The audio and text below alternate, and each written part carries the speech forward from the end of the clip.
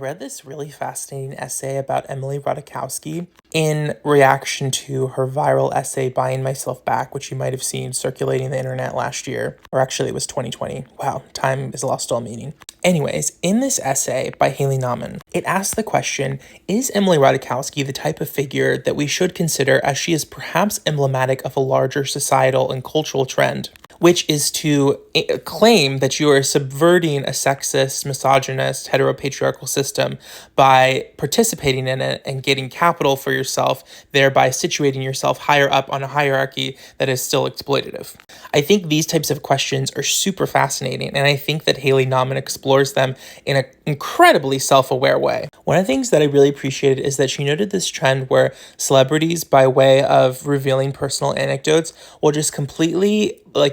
make clear how outside of the class context and class consciousness they've become due to their wealth and power, and how often there's a very myopic honing in on just the self and not really considering the implications of one's actions on people outside of the self. The essay questions this idea that every action by a woman is inherently feminist because a woman has made it, and instead asks, just because something is personally empowering for the individual does not mean that it doesn't cause harm to the collective, whereby, we hear many stories about teen girls especially having eating disorders from seeing all these bikini-clad models. So while it might be empowering to Emily Ratajkowski to take back and commodify her body in such a way for money, capital, and fame, the effect that it might have on other people, since the photos are incredibly staged and put forward an impossible beauty standard, could be having a negative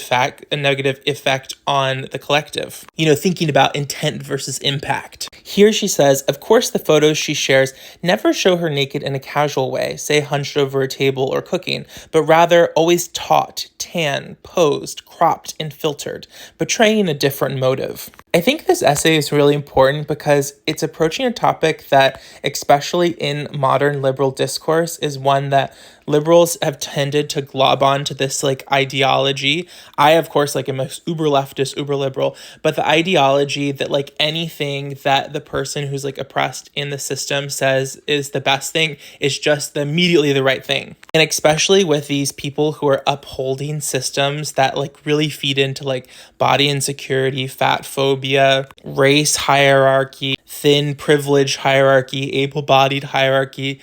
we should question, just because this is what's empowering to the individual, does this make it a thing that might be causing harm in other ways? Haley Nauman says all of this way more eloquently than I could ever hope to, but I'm just trying to kind of distill the points of the article for you. But I'm really curious, what are y'all's thoughts on this?